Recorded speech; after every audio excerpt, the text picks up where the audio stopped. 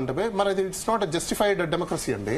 Okay okay right. Shekhar Basha గారు నిన్న మీరు చాలా క్లియర్ కట్ గా ఈ వ్యవహారానికి సంబంధించి మాట్లాడారు.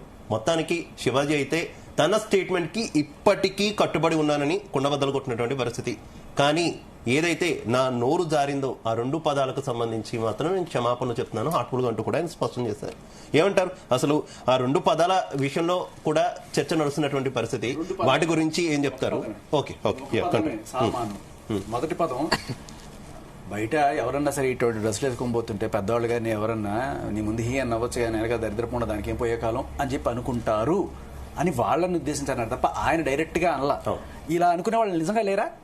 వందల మంది ఉన్నారు. మా అమ్మో లేకపోతే మీ అమ్మమ్మో వీళ్ళని చూసినప్పుడు ఏం పోయే కాలం వీళ్ళకోళ్ళు చూపించుకుంటూ తిరుగుతున్నారు ఖచ్చితంగా అంటారు. దాని గురించి అసలు పట్టించుకోవాల్సిన అవసరం కూడా లేదు. పట్టించుకోవాల్సిన అవసరం ఏదైనా ఉందంటే అది సామాన్.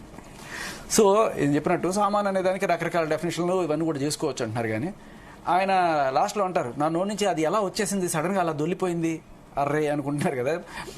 ఇందాక చూసా ఇన్స్టాగ్రామ్లో ఇక్కడ బిగ్ బాస్ ఫైల్ బిగ్ బజ్ చేస్తారు ఈయన అయిపోయాక. సో ఒక సామాన్యుడు గెలిచాడు 4 సార్లు అనడం వల్ల ఆ సామాన్యుడు టక్కుమలలో వచ్చేసిందేమో అని చెప్పి కొంతమంది పెట్టారు. సరే అది పక్కన పెడితే దాని మీద ఎవరైతే మహిళలు రాద్ధాంతం చేస్తున్నారు, ఎస్పెషల్లీ ఇప్పుడు ఇందాక అడిగారు మనకు ఎందుకు పని లేదా బోల్డ్ ఉన్నాయి కదా అని చెప్పి, మహిళా కమిషన్కి ఫిర్యాదు చేసిన వాళ్ళు ఎవరు, అలాగే మాలో ఫిర్యాదు చేసిన వాళ్ళు ఎవరు అంటే మనకు ఆ డీటెయిల్స్ ఉన్నాయి సార్ చూడొచ్చు. లక్ష్మీ మంచి గారు, తర్వాత ఝాన్సీ గారు, తర్వాత అనసూయ ఉన్నారో లేదు మరి, ఇంకా కొంతమంది ఉన్నారు. సో వీళ్ళు ఫిర్యాదు చేశారు కాబట్టి ఎవరన్నా సరే మీకు తెలిసిందే ఫిర్యాదు చేయకుండా సుముటోగా తీసుకున్నారని నేను అనుకోను. మరి ఎందుకు వీళ్ళు బాలకృష్ణ గారు చెప్పిన మాటల మీద చేయలేదు? ఆయన ఫిర్యాదు చేశారా ఆయన మీద ఎవరన్నా? వీళ్ళు ఎందుకు చేయలేదు అంటున్నాను నేను. లేదు మహిళా కమిషన్ సుమోటోగా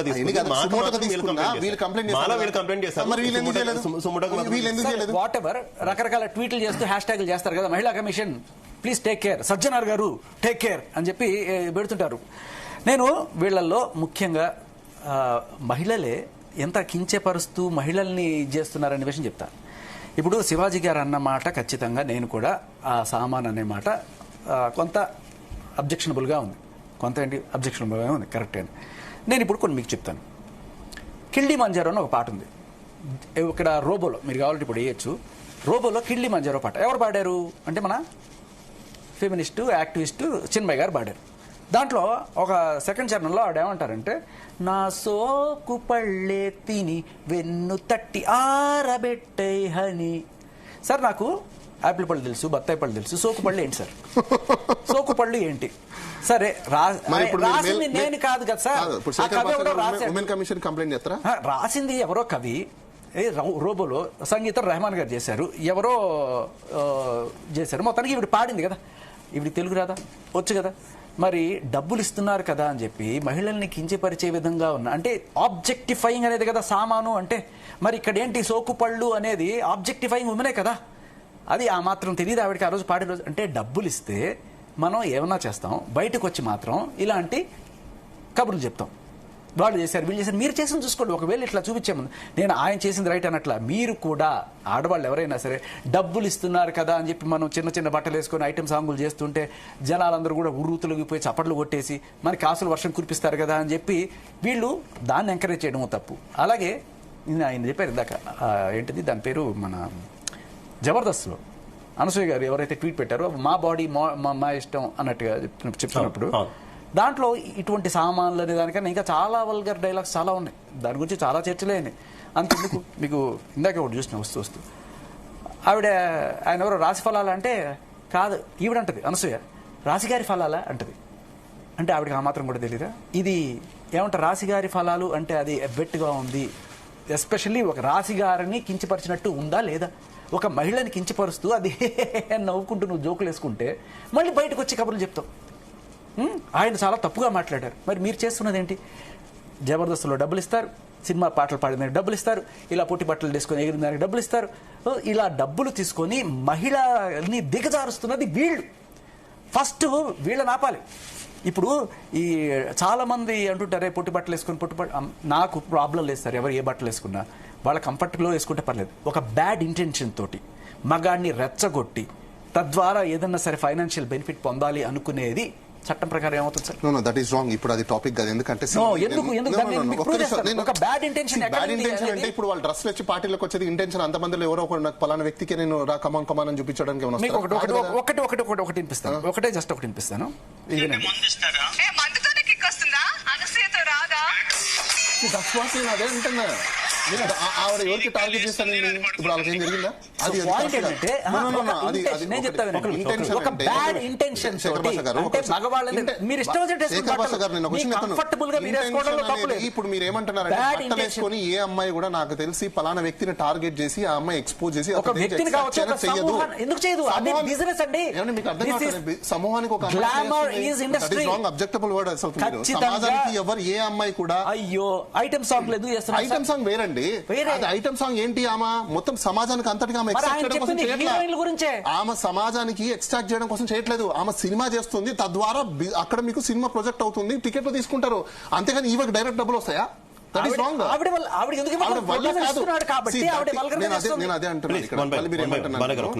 బేసికల్ గా ఆమె ఆ షోకి తగ్గట్టుగా చేసింది, కానీ ఆమెకు మైలిషియస్ ఇంటెన్షన్ ఎక్కడుంది? అక్కడ మెలాషియస్ ఇంటెన్షన్ అంటే ఎక్కడుంది?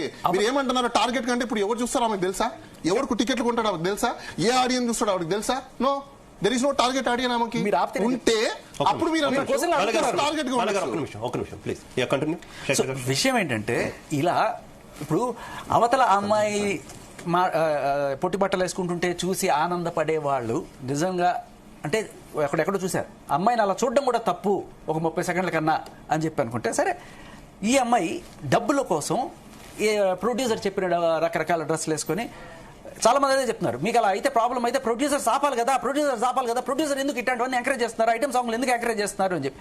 మరి ఈవిడేమన్నా చిన్నపిల్ల కాదు కదా, ఈవిడ ఎత్తిన గన్ను పెట్టి ఏమైనా చేస్తున్నారా? డబ్బులు ఇచ్చే కదా చేస్తున్నారు. డబ్బుల కోసం బూతులు పాడడానికి రెడీ అవుతున్నారు, బూతులు మాట్లాడడానికి రెడీ అవుతున్నారు, బూత్ సాంగ్స్ చేయడానికి రెడీ అవుతున్నారు. ఫస్ట్ ఈ మహిళల్ని ఆపాలి. వీళ్ళకి అంటే మహిళలు 2 రకాలుగా ఉంటారు సార్.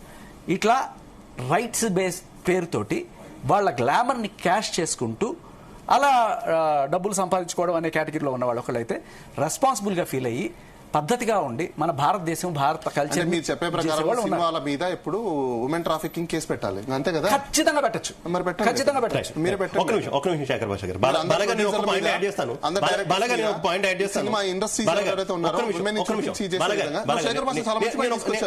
ఎందుకంటే కామన్ మ్యాన్ మీద అంటే చాలా వరకు స్పా సెంటర్లని ఇంకోటని చెప్పేసి ఉమెన్ ట్రాఫికింగ్ అని చెప్పి పోలీసు వాళ్ళు కేసులు పెడుతున్నారు కదా.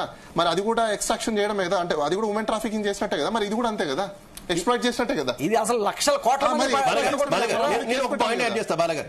ఇందాక మీరు ప్రస్తావించారు ఎందుకు బాలకృష్ణ కావచ్చు ఇతరులు కావచ్చు చేసినటువంటి కామెంట్స్ మీద ఉమెన్ కమిషన్ కేసు పెట్టలేదు, ఇప్పుడు పెట్టింది అని.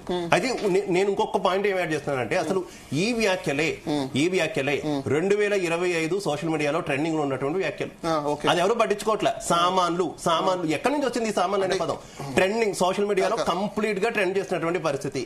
ఒక మహిళ మాకెందుకు లైకులు రావట్లేదంటే ఎవరో ఒక బెదవ వచ్చి ఈ వ్యాఖ్యలు చేసినటువంటి పరిస్థితి. సామాన్లు బాగుండాలి అంటే దాన్ని డీజేలు పెట్టారు, ఆర్జేలు పెట్టారు, ఇంకోటి పెట్టారు, రీమిక్స్ చేసి పడేసి 6 నెలల పాటు సోషల్ మీడియాలో ట్రెండ్ అయింది. చివరికి జరిగింది ఏంటంటే ఆ మహిళ దాన్ని క్యాష్ చేసుకొని ఆమె ఆ వ్యాఖ్యలను స్వాగతించి ఏదైతే రీమిక్స్లు చేశారో ఆ రీమిక్స్ల మీద ఆ మహిళే రీల్స్ చేసినటువంటి పరిస్థితి. ఇప్పుడు ఎవరిని తప్పు పట్టాలి? కామెంట్స్ చేసిన వ్యక్తినా, యాక్సెప్ట్ చేసిన వ్యక్తినా, ఎవరిని తప్పు పట్టాలి? నేను ఒక విషయం చెప్తాను ఇక్కడ. నేను ఏమంటున్నా, సెలెక్టివ్ గా మీరు ఎందుకు చేస్తున్నారు అనేది క్వశ్చన్ అంతే. నాది చాలా సింపుల్. ఇప్పుడు ఆల్రెడీ ట్రెండింగ్ లో ఉందా లేదా అని కాదు, అది సోషల్ మీడియాలో వీడియోస్ ఉన్నాయా లేదా అనేది క్వశ్చన్. ఉన్నాయి కదా, ఈక్వాలిటీ కదా అందరికీ కూడా, మరి వాళ్ళ మీద కూడా పెట్టండి. ఇప్పుడు సో కాల్డ్ ఎవరైతే మీరు కంప్లైంట్ చేశారో ఆయన బాలకృష్ణ కూడా చేస్తున్నారు కదా, ఆయన మీద కూడా పెట్టండి, అయిపోయింది.